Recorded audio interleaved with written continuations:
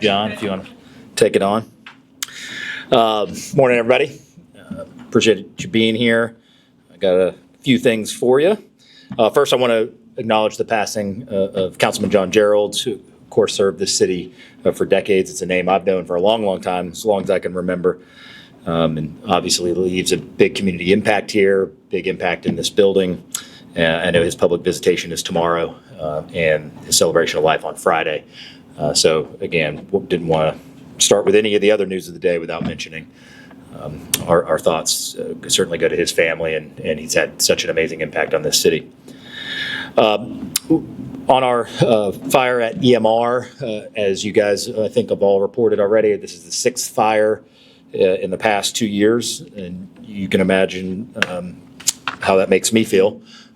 That we're reaching a ridiculous level of having to send our firefighters out there, and all my expectation is for anybody who owns property, whether you're a resident, whether you're commercial, is to be a good neighbor, and that doesn't mean be a perfect neighbor, but it means be a good neighbor. And so I will say our fire officials, the fire marshal's office has met with the EMR several times since the May fire.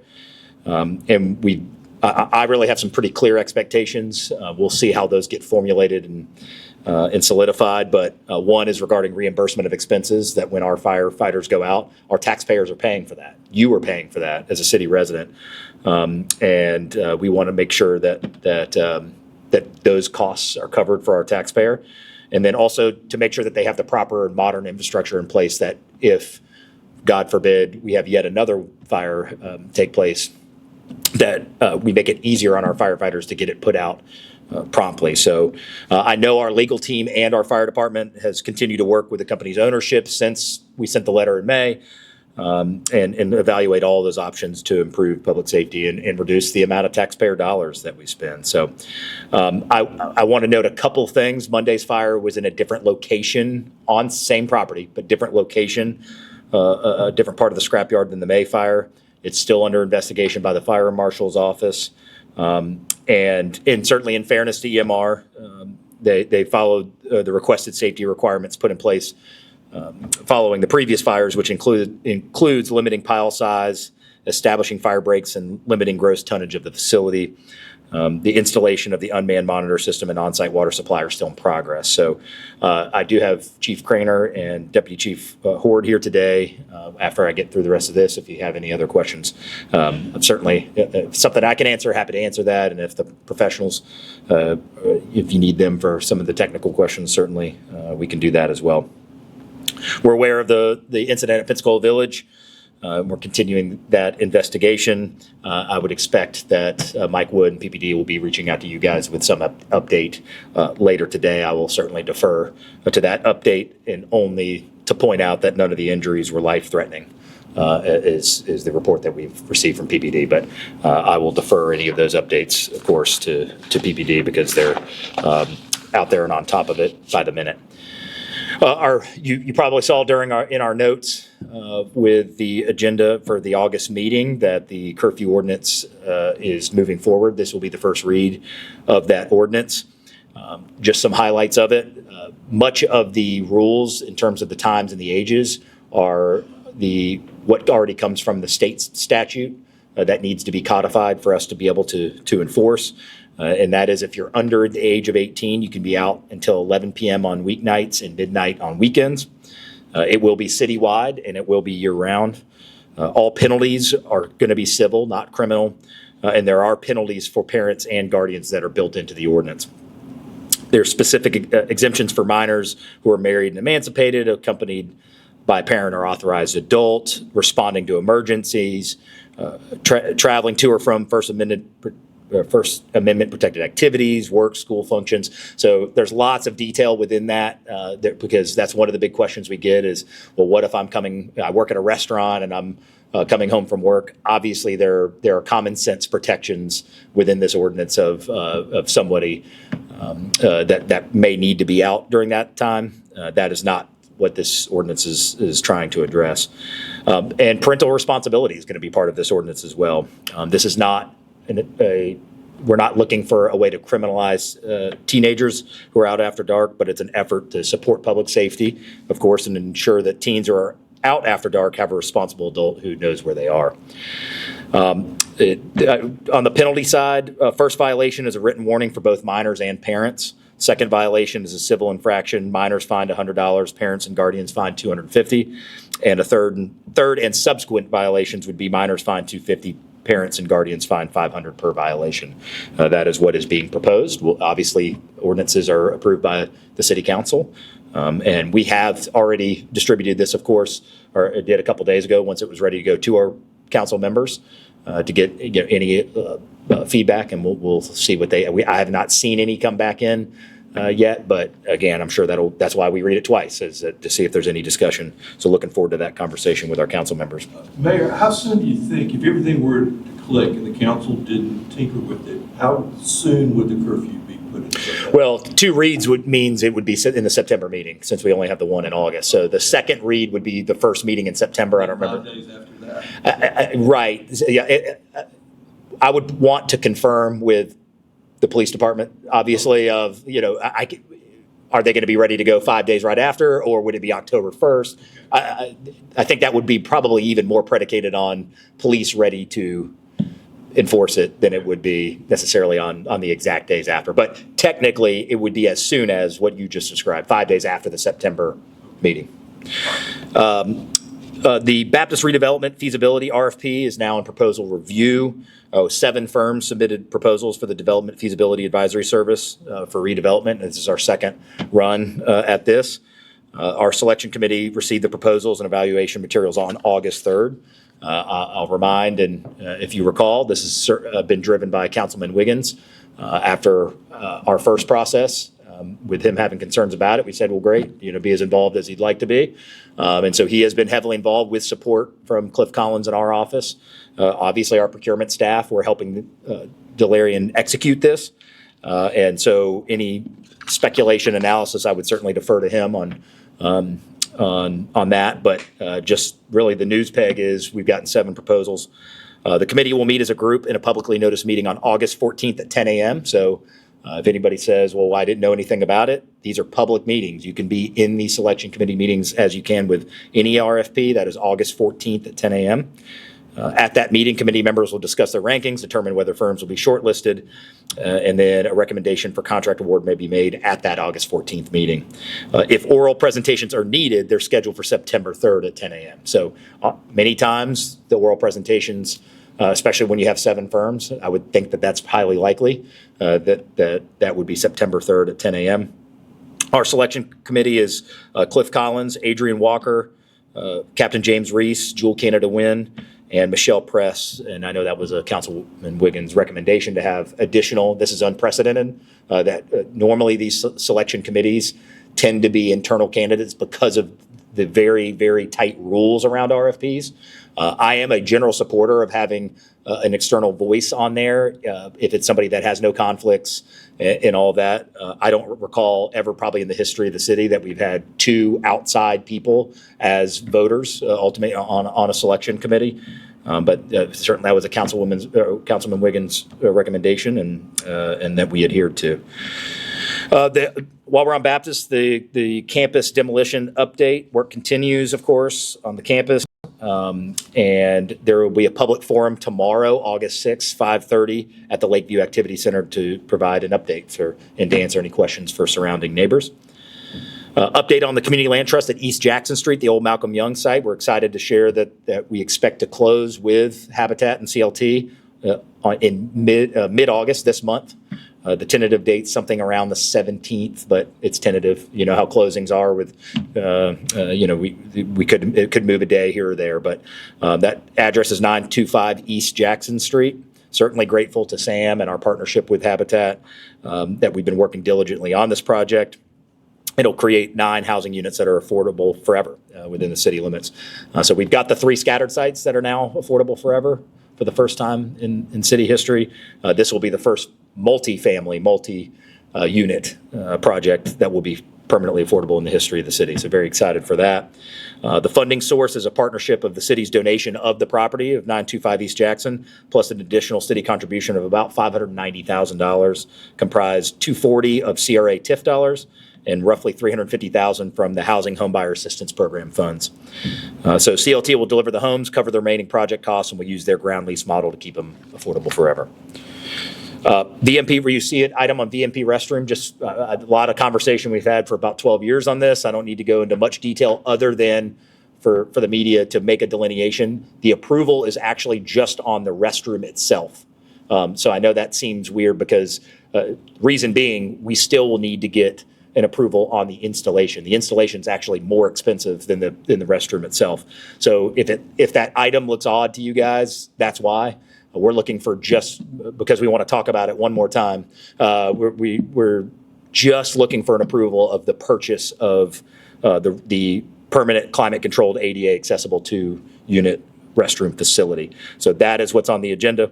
And upon council approval, we would have delivery in early 27 with installation to follow shortly thereafter. One of the advantages of prefab is it takes longer to build it, but once you have it, it's already built. It's ultimately just installing it.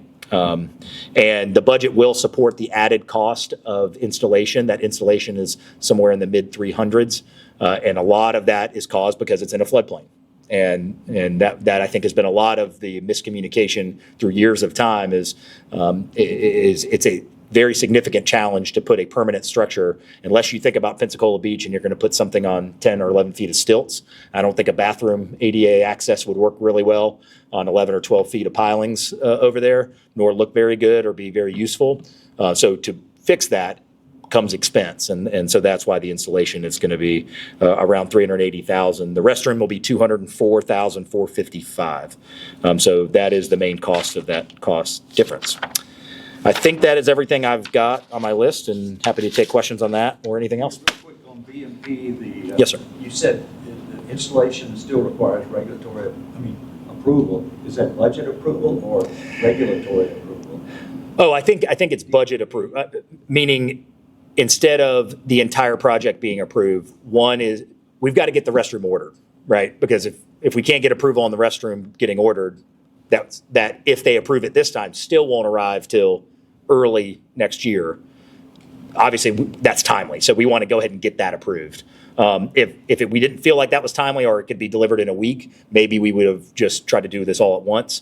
But I think the time urgency is, let's allow the manufacturer to start fabricating this bathroom, and then we'll get to the installation afterwards. Does DEP play a role in this, in regulatory approval? I don't think so. We can get Adrian or Brad to give you any specific, but all of those details of what needed to be built, how it needs to be installed, the soil conditions. I mean, we've studied this more than multi-million-dollar buildings, I'm pretty sure. So we've got all the data that you could ever want on all of the different layers of this. But no, we're not waiting on any other approvals from any state agencies at this point that I'm aware of. I may have missed this before, but is this installation going to be on the Admiral Mason parcel or the BMP parcel? I believe it's on the Admiral. Adrian, you want to come up? And I want to make sure we say this right. I believe it's on the Admiral Mason side. Right. Yeah. Part of that was you had said earlier that you were interested in an interlocal or some kind of agreement where the board, BMP board, would assume some responsibility for the Admiral Mason parcel. Right, and that's a completely separate conversation in terms of the stewardship agreement and the status of that. But Adrian, if you want to give any other details. So the restroom facility will be located on Admiral Mason Park property. That was an item to be addressed with our agreement for the funding.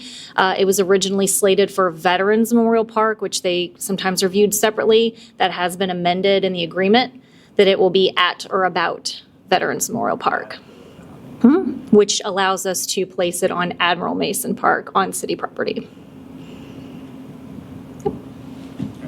Thanks. All right, what else? Yes, ma'am. On the teen curfew, Mhm. I mean, it moved fairly quickly through, the ordinance moved fairly quickly after what happened on July 5th. What do you want parents and their teens to take away of the city's urgency to get this out? Well, again, I like to remind folks, we've said this a couple of times, but I think sometimes there's a misunderstanding of because this happened in light of July 4th, that I think it's misunderstood that the reason we're going to this curfew is specifically because of the shooting incident, the senseless act. That is not the case. What happened previous to that act, which is having our officers identify 12 and 13-year-olds that are out on 4th of July unattended after 11 o'clock, after midnight. So I see why people are trying to combine these two, because the thing that's very notable was, of course, this senseless shooting. But there were other more minor yet disturbing ideas that we have, middle school age kids out on their own and causing issues for our officers and to be able to protect our city. So this is not in reality. If someone says, "Well, wait, many of the people that were involved that have been named in the shooting incident are above 17," well, that's wise, because then you're congealing two different things. We have two issues.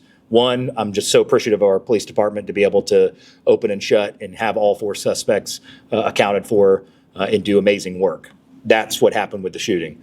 What also happened on the same night was an alarming trend we're seeing nationally, we're seeing across the state. It's why there's already a state statute that codifies what these times are. It just needs to be codified here for us to be able to enforce it. So obviously this is a growing conversation around our state, around our country. And so I like to decouple the idea of the shooting and this being a knee-jerk reaction to the shooting. No, this is a reaction to a heavily burgeoning conversation. You guys have asked me about Cordova Mall. You've asked me about all of these other incidents that are much more minor, but have happened. So we are taking all of those facts, and we're trying to respond to increase public safety to all of those facts. So that's really the reasoning behind it, if that answers your question. And then the penalties for both the teen and their parent, or the juvenile and their parent. I guess for many parents and many teens, the parent might be the financial responsibility of the teen. So why did the city decide on just civil penalties?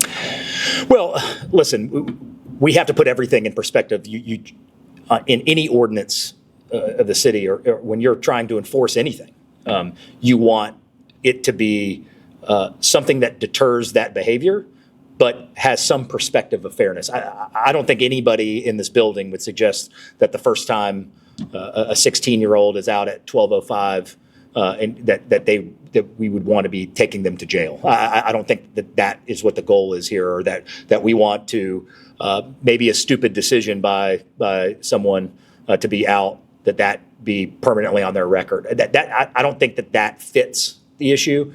But I absolutely do think that parents having some accountability for their minor children does fit this issue. And so I personally think it would have been short-sighted to say, well, we're only going to fine a 14 or 15-year-old. Yeah, that fine might come from their parents, but I think if we're going to really deliver the message of the old PSA, it's 10 o'clock or it's midnight, do you know where your kids are?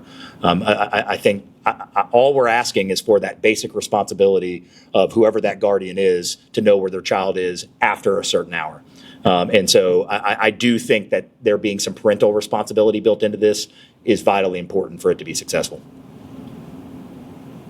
I have a couple questions for you and the chief about the EMR Sure. fire. Yeah. My first question, could you all just talk about the scale of Monday's fire, how it compares to the others we've seen over the last 2 years? Sure. I'll let Chief Craner take that one. Thank you, Mayor. So the scale of Monday's fire was a lot smaller than the other fires we've experienced out there. Initially, crews observed a 50 by 100 foot pile, and about a third of that was burning. The materials were a little different. This was a pile of mainly aluminum wiring, but also some plastics, spools for the wiring. It's in a completely different location on the facility and isolated from everything else.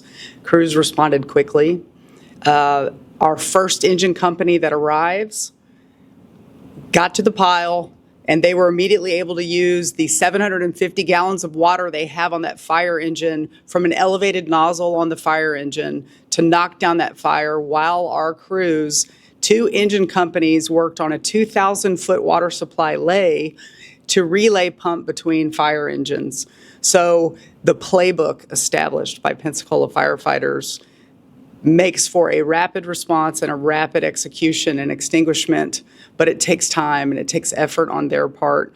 And I just appreciate the direction and opportunity to work with EMR and fix this, because prevention is our main goal. Let's not have any more fires out here, and our fire marshal's office is working with them on that now. And as the mayor mentioned, you all have been in those conversations with EMR for the last few months, and they've been following those updated safety requirements, yet we've seen yet another fire. Why do you think that is? Well, at this time, it's under investigation, and so there's no cause at this time. But what I can tell you is, and the other fires, we were unable to identify a cause because of the level of damage, but some known issues nationally with these facilities. And to be clear about recycling, this is a metal scrapyard recycling facility, so there's no confusion about recycling. To be clear, in these facilities, nationally, lithium-ion batteries are a problem. And so for us, part of our prevention activities with the facility have been that they determine a way to isolate these lithium-ion batteries, and the facility has worked on that process in the last 9 weeks since the fire. Chief, who called in the fire? I'm unsure about who called that in. I do know that it was not because of the thermal detection system, because this was in a different location in the facility. The prior fire was called into us by the facility's thermal detection center.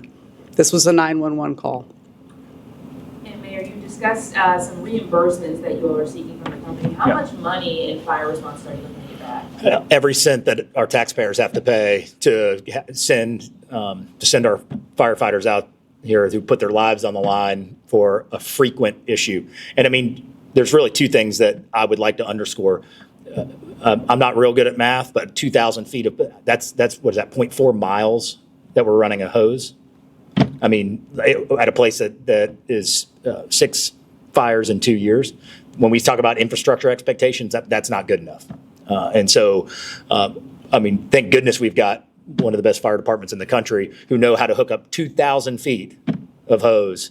I mean, imagine that in a neighborhood. That's like 4 city blocks. Imagine if we were having to run from a fire hydrant to put out a residential fire for 2,000 feet. So, so there's the infrastructure piece, and I don't feel that the taxpayer should be paying 1 extra dime towards this. Is part of doing business.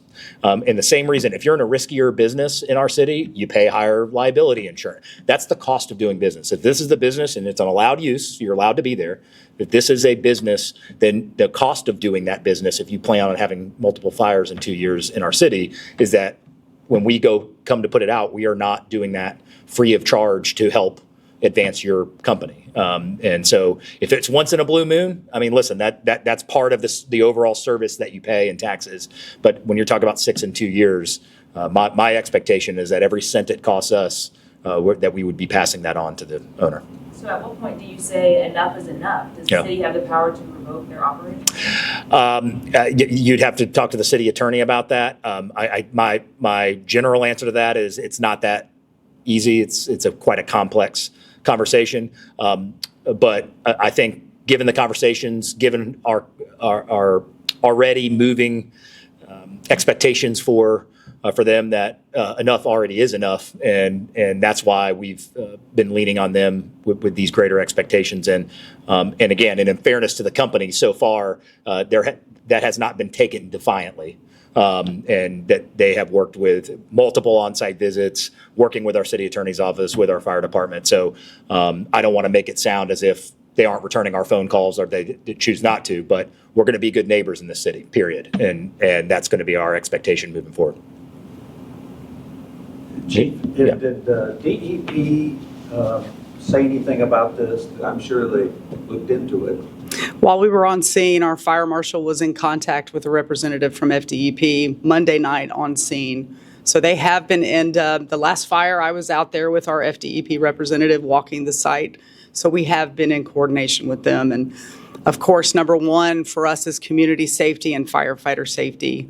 So our contact with FDEP, with Escambia Emergency Management, happens immediately. I also want to say we had an Escambia County EMS crew out there. So thank you to Escambia County for that, to make sure that our firefighters and responders weren't overcome with heat or some type of injury at this facility. But DEP does the environmental monitoring, or do they do it with you as a partner? How does that process work? I would defer to FDEP for specifics, but FDEP does do air monitoring, and Escambia County also does air monitoring. Chief, are you aware of any additional environmental impacts as a result of these fires in that area? I'm not aware of any. I do know part of our concern with containment is that we are making certain that the water that is discharged from the facility is contained and that it is not getting into the bayou. And I can tell you that FDEP, that is something that they evaluate. And so what do you expect your conversations with EMR to look like moving forward, maybe adjusting some of those safety requirements? What do you foresee that to look like? Well, we're actively working with them now, and we have been with our city attorney's office and their team for the last 9 weeks. And we're close on coming up with some additional opportunities to prevent fires, and just continuing to look at different things we can do to prevent fires. This area of the facility, we're going to have to look specifically at this area too now, because it is far away from the other area where we've had the most problems. All right, Chief, thank you. All right, what else? One more thing, Mayor. Yep. Public safety, big thing for you. Could you kind of give us your grade? How do you assess the red light camera operation? Originally, this was to take a budgetary burden off the police department, at the same time saving lives. There was a financial aspect of it. So looking back on it today, I don't mean to pin you down about this, but how would you assess that program? Well, there's lots of different ways to assess it. You can look at it first and foremost. This is part of a recommendation out of the transition team report, and something that has been discussed here for quite a while. I haven't had anybody come to me since I've been mayor or when I was originally running. I never had anybody come to me and say, man, we're one of the safest driving cities around intersections. So I never got that report. So I would generally think, in my feeling, spending 33 of my 42 years here, I wouldn't personify just as a resident of our city, regardless of this position, that I would say that I don't see people blowing through red lights and have witnessed accidents where those issues happen. So the ultimate goal absolutely is public safety. What we said from the beginning is that's going to take an adjustment. One conversation I've had with the chief already, maybe 2-3 months ago, is and to even further prove that point is, if I had my way, we would actually make the traffic signage at the 5 intersections. I think I heard someone say they're at every intersection. It's still at 5 intersections, but that we would actually make the signage more prominent that it's camera. Meaning if the argument was we were trying to just, that it was financially driven, then we would want to make it as small as possible. We don't want people getting tickets, and the reason is because we don't want them running the red light. It's very simple. And so I know this can be polarizing. We had the person come to council and say he was 30 miles away, but he left out the part where someone was driving his car. And so that's a very big difference than saying that you'd gotten a phantom ticket when your car wasn't there at all. But nonetheless, we feel like my position has not changed. Number one, we had spent generations not really having the ability to enforce people driving through the light. The best compliment, and it's not really meant to be one, but I take it as one, is when people say, well, now that those red light cameras are on, I'm not sure which intersection it's at, so I don't run the red light. And I think that's a good thing. Is it at Bayou and 12th? Is it at Bayou and 9th? It's not a secret, but if it's now entering the headspace of our residents to say, maybe I shouldn't jam through that red light or speed up to make it. I think that's a good thing, right? I mean, to use that, to answer your question on success, it's going to take a certain amount of time. It wasn't 3 months or a year or probably 3 years in Gulf Breeze before you knew that light in Gulf Breeze. It's going to take some time for that to be hardwired in, and that's why I've talked about actually making the signs even more prominent. I mean, I'd be fine with that, with every resident or visitor it being blatantly known. We know it's on all the Google Maps, it's on all the GPSs, that those are controlled. So the goal is for someone to not T-bone someone else in the intersection. But I also maintain, since we put this in, once we feel like we've got that sizable data and we feel like it's not making an impact, that then we need to be nimble enough, and this isn't ego-driven or think that we always have the right answer. Then we would look at something else, and so that my position on that hasn't changed either. So I know we're in the midst of kind of reanalyzing that information. I think we're coming up on, or maybe a little over, about a year and a half or so. Yeah, it was February of the year prior. So we're looking at that, but my next step, I would think that tangibly would be proposing that we actually have greater, more present signage at each of those 5 intersections to make it blatantly obvious that these are that we have technology at those that be able to stop somebody from running the red light. Are you seeing it's too early to tell whether the police department manpower, the net manpower, judging the videos, reducing traffic investigations, do you know where that is now? Yeah. I mean, listen, all of that goes hand in hand. You know, on one hand, yes, there's revenue that gives us the ability to have enough staff to do it. I've talked with officers and staff members and saying, hey, they got a big stack of because we have added the quality assurance. We are not required, but we added the quality assurance as a pledge to our citizens that we would have a human being look at every one of these violations, that it wouldn't just be cameraed and then stuffed in an envelope and sent out, that there would be an officer that will look at each one of these. So if it's that 50-50 situation, it's not any type of gotcha by 6 or 12 inches. All I can say is, and it's public record, certainly you guys can request it, just go request the 10 or 15 or 20 videos, because one thing that works to, I think, the city's detriment is when you don't see how bad it is on camera, then everybody assumes that every red light ticket that goes out is somebody being 6 inches over the line. That is not the case. That is not the case. There are people getting red light camera tickets as they T-bone someone else. There are red light camera tickets where it's 20 seconds after the red light, just jam right on through. So when you see that on our side of the glass, we should probably continue to do, we've done that previously, but we should probably do a better job of that, is just take any month that you want and just say, hey, send us 10 or 15 videos, and you be the judge. As citizens, as media, you be the judge and see if you think it's 6 inches over the line, or if you think that it's these are real people that are causing a significant violation that could create harm, death, or injury to residents or visitors. So yeah, I'm due probably a data update. Certainly, I'll give that to you at this 18-month mark, and we'll see where it's at. Maybe there's an interlocal agreement with the county over Yes, sir. the future of the Bay Center. Yes, sir. Why do you believe that agreement's needed? Well, I think the number one purpose of it is to show tangibly, as we start to go out to the market for owners, reps, for CEI, for management, construction, design, all of that. It's one thing, I think, to say, well, hey, the county and the city promised to work together, and then there being something tangible. And so I don't think it's the absolute utmost important thing in the entirety of the project, but I do think that showing that we're working hand in hand as we move this very important economic project forward, that those folks who are thinking about bidding on it, that are interested in it, that want to collaborate with the city and or the county at any point, that we have something on paper, not just an email or not a we promise, but something on paper that says this is how we're working together and moving forward. It seems like one of the purposes is to further reaffirm that you have the veto power over the county commission on the project. No, actually, I believe this was a mutual, at our first meeting, I think this was a mutual discussion that we have this. This was not a unwavering request from us.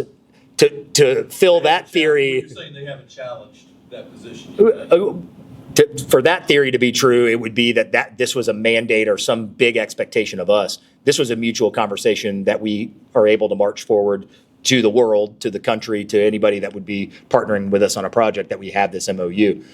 So for that theory to be true, it would be that this was a huge ask of us to be able to convey that. That's just the fact that we are the leaseholders of the property. I think that's pretty clear and pretty well known by everybody. I don't think we need to underscore that in any way. Okay. Yeah. And the "we" is you and the county. When you keep saying "we," Yeah. So I think this is a we project for the next 5 years. I mean, and I would actually reiterate that, we had another meeting with all hands at with the county staff, with city staff here at City Hall, I don't know, in the last 2 weeks or so, I forget, maybe 10, 14 days. And I continue to be encouraged by the partnership and the collaboration. And, here, I think the next tangible step that I guess will be discussed this week is looking for owner's rep or CEI, some expertise to come in and say, hey, I've done a $150 million project before, and be able to ask those questions.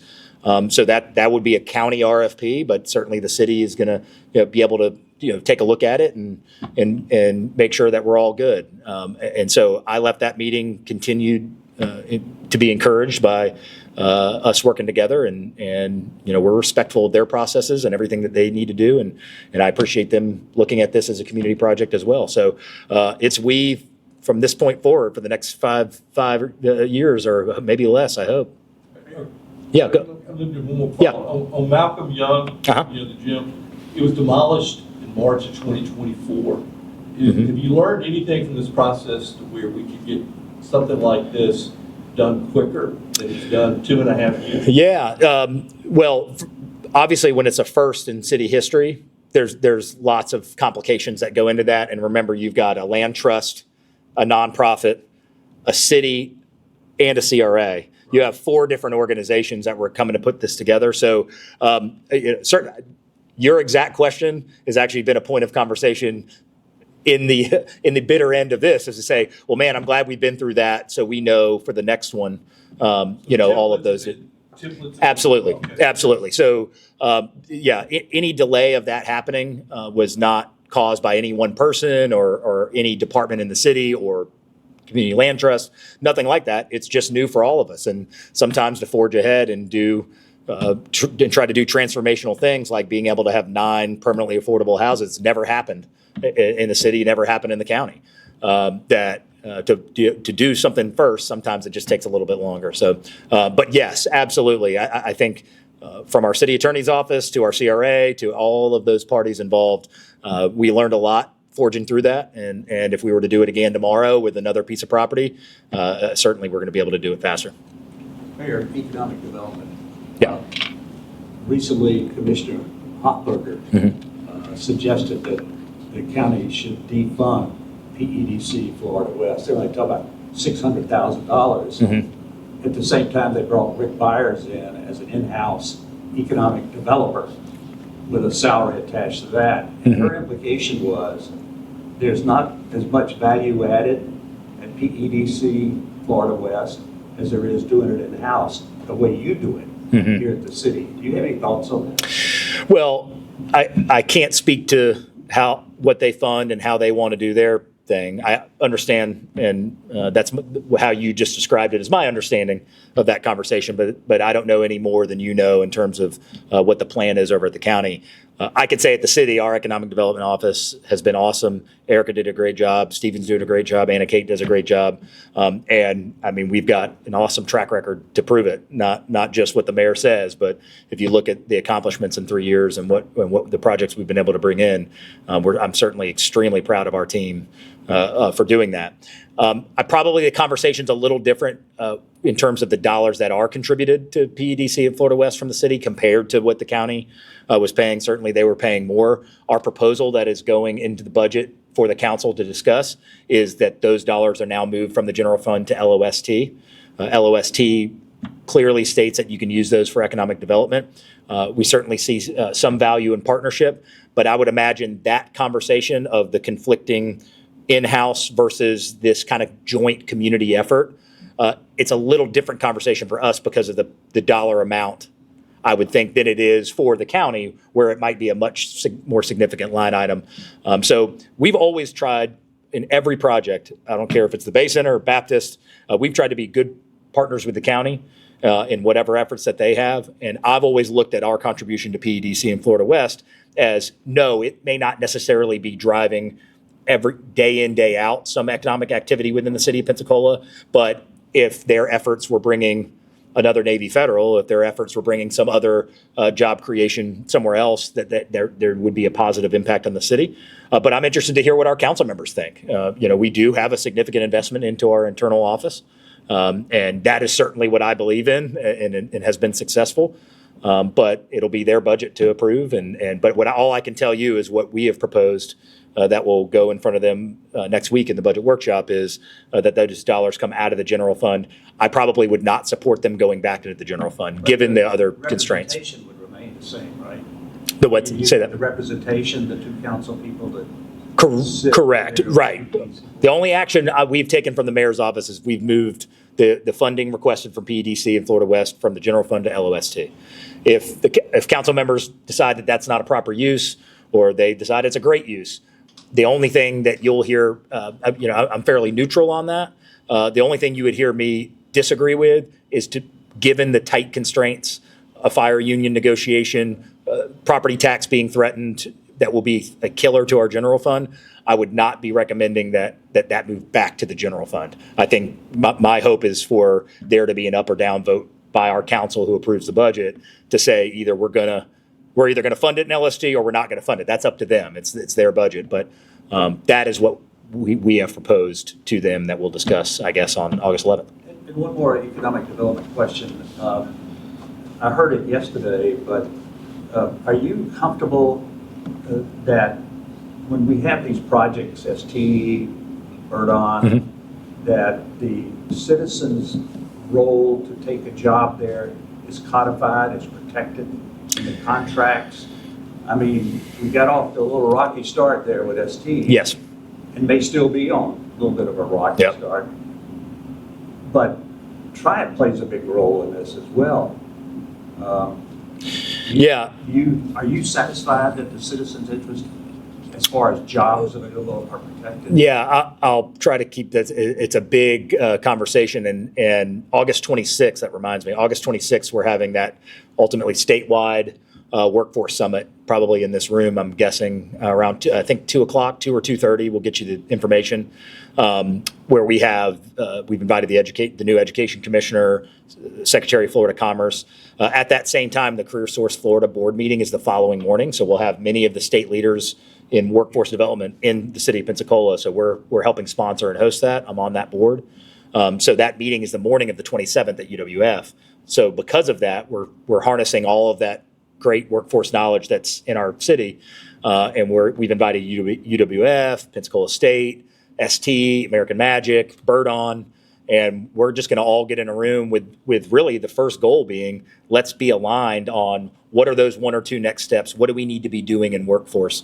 I don't know if you saw recently, the state of Florida was just awarded $40 million for shipbuilding workforce development. So we're very excited about that, and I've spoken with Secretary Kelly about that. But to answer your question, yes, I don't know what mechanisms were in place, and I think we learned a lot 10 years ago about having Pensacolians ready. But I think one misperception, and you hear this on the campaign trail, one huge misperception is that there's somehow going to not be opportunity for Pensacolians. When you're deep and technical into the workforce issue that we're going to have, and why, when I get asked that question, hey, the next 4 years, what do you plan on doing? Why I keep talking about workforce is our problem is not going to be, can we provide opportunity for Pensacolians? It's in a weird way, actually, John, the opposite. 2,000 jobs plus 1,700 or 1,500-ish at ST, plus American Magic and their growing product line, which will be, I'm sure, require more employees. Our problem isn't, it's going to be finding the total volume to fill those jobs, period. So for example, at the workforce meeting, you'll see that we have President Ponder from Northwest Florida State is coming over. We've invited Gulf Coast as well, because if we're going to attack this shipbuilding this issue, and you know that once Birdon gets here, there will be ancillary companies that will show up here as well, right? There's going to be 300 here, 400 there to be able to serve contracts for Birdon. So the great news for Pensacolians is if you want an $80,000 a year job at Birdon, you can get one. It's a matter of making sure that the funnel exists. So to bring your original question and put a bow on it, I think the misstep we probably had with ST Engineering in terms of Pensacolians getting the job is we didn't build a big enough funnel for them to do it. And what we've tried to correct is like putting Pensacola State on the airport next to Hangar 3. And now Georgetown does a great job, and they've been doing a great job. But that one funnel alone is not enough to get Pensacolians jobs. So it's not so much that there's this enormous waiting line of Pensacolians that are wanting these jobs and that are qualified and not getting them. We've got to do a better job of opening the aperture of saying, hey, if you're at Washington High, Pine Forest, Georgetown, Pensacola State, we've got opportunity for you here in the city of Pensacola. So that's why it's going to be such a big focus for us. So when you hear people say, well, man, what about Pensacolians getting jobs? We're trying to attack the greater problem, which is how do we make sure that we can fast track Pensacolians into the jobs, not whether we can find them. We'll find them. It's going to be a matter of getting them in business. That's sort of at the blue collar level, right? And you're competing regionally. That's correct. With shipyards. And that's correct. Aviation maintenance. Yeah, Eastern Shipbuilding in Panama City. You've got obviously Birdon here. You've got Austell. You've got Ingalls. As a matter of fact, we have a not insignificant number of people who live in Pensacola that drive to Austell. I think I've had a couple people reach out when they've read the news that actually go to Mississippi. It's an hour and a half or so. So we have Pensacolians that are already qualified right now that are having to drive an hour and a half. And what we also know will happen is once Birdon gets established and those ancillary companies, well, there's going to be a battle for talent. So this shipbuilding talent conversation is not exclusive to Pensacola, and Secretary Kelly will certainly share that when he's here on August 26th. This conversation is happening in Tampa.